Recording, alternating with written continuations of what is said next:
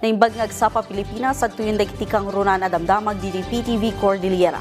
Kagidan ti manamnama panagadudag iti turista iti Baguio City, namnamaan mo ti Benguet Provincial Tourism Office nga umadudag iti turista nga agturong iti nagduduma a pagpasyaran ti probinsya. Daduma detalye isang bay ni Adrian Fulgar. Itapay laang at damatan dagiti turista asimbang bay iti Benguet saan laang atapno agpasyar kadagiti tourist areas ngem tapno agmannaman na.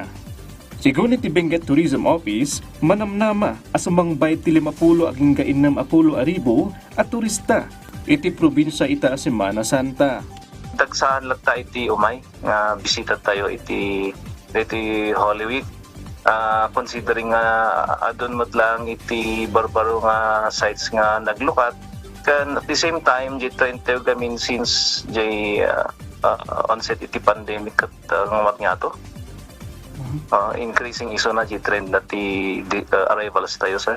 Nabalakadan dagiti turista asumangbay iti probinsya nga agturong iti tourism office dagiti LGU tapno maigayad da anasayaat. Agan nadamat iti online transactions tapno maliklikan ti panakaluko da. Before nga mapanda iti destinations kat they do some research.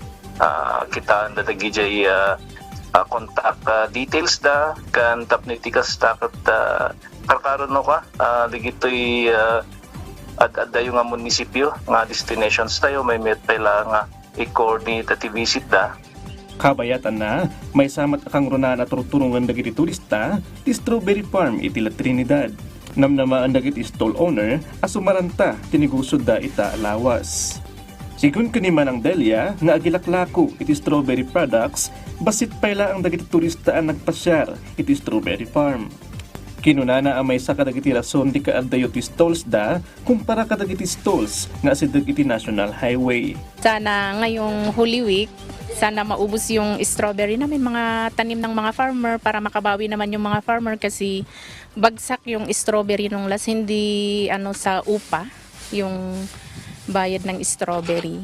Adrian Fulgar para iti Pambansang TV, iti Baro, Pilipinas. Nakasaganan ti Highway Patrol Group Cordillera para iti obserbasyon ti Semana Santa.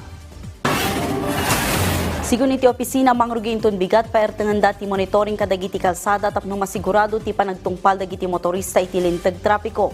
Kang runan asukimatan dati umno a papeles ti tunggal motorista, kinatalgad ti mismo alugan ken ti umno a kapasidad ti PUJ ken PUV. Naingat matawana-wanan dagiti lugan a maatap a nakarnap ken rentangay a dumaldalyasat iti kalsada. 54 a personnel dati nakadeploy iti intero a rehiyon. Itinaso a bilang 22 ti agbantay iti Baguio City. We will be deploying our personnel on the major affairs of Baguio and Benguet, particularly sa may Canon Road, Marcos Highway, Alcima Highway in Ambuklao, Bukod Road.